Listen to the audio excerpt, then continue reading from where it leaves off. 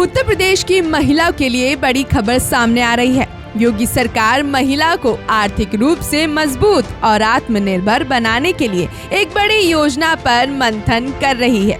चर्चा है कि पात्र महिलाओं को कुल 50,000 रुपए तक की आर्थिक मदद दी जा सकती है। लेकिन यहाँ एक बात साफ कर दें, अभी ये योजना अंतिम रूप से मंजूर नहीं हुई है। सरकार के स्तर पर इसके संभावित प्रारूप पर विचार चल रहा है।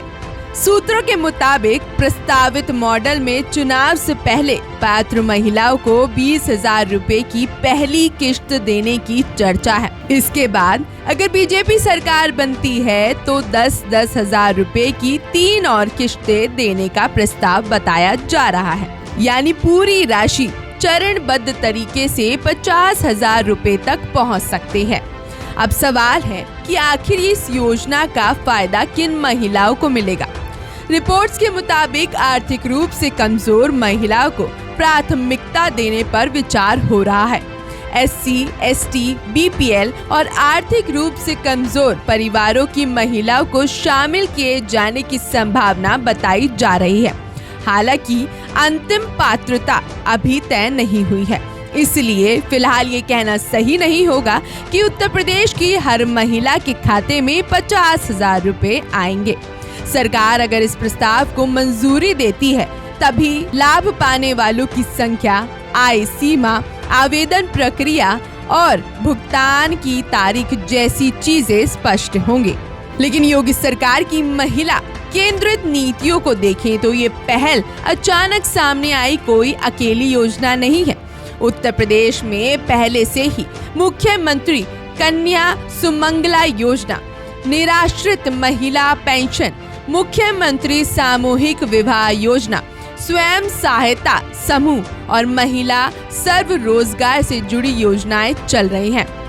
मुख्यमंत्री कन्या सुमंगला योजना के जरिए बेटियों की शिक्षा और स्वास्थ्य के लिए आर्थिक सहायता दी जा रही है, जबकि स्वयं सहायता समूहों के माध्यम से महिला को छोटे कारोबार और स्वरोजगार से जोड़ने पर जोर दिया जा रहा है। उत्तर प्रदेश सरकार के आंकड़ों के मुताबिक करीब 98.76 लाख महिलाएं स्वयं सहायता समूहों से जुड़ी हैं।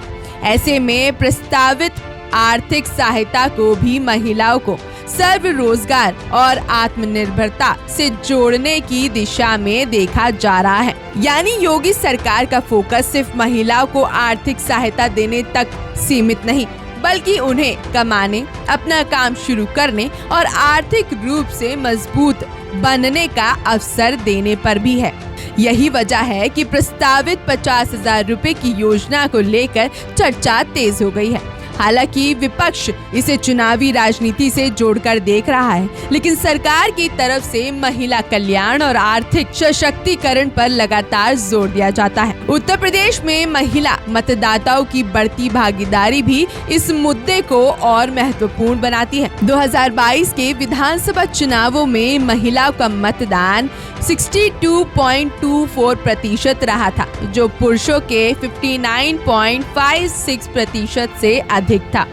ऐसे में 2027 के चुनाव से पहले महिलाओं के लिए किसी बड़ी आर्थिक योजना की चर्चा निश्चित तौर पर उत्तर प्रदेश की राजनीति में बड़ा असर डाल सकती है। फिलहाल सबसे जरूरी बात यही है, 50,000 की योजना पर मंथन चल रहा है। अंतिम फैसला अभी बाकी है। अगर योगी सरकार इस प्रस्ताव को मंजूरी देती है तो आने वाले समय में ये उत्तर प्रदेश की महिलाओं के लिए एक बड़ी आर्थिक राहत और आत्मनिर्भरता की दिशा में महत्वपूर्ण कदम साबित हो सकता है।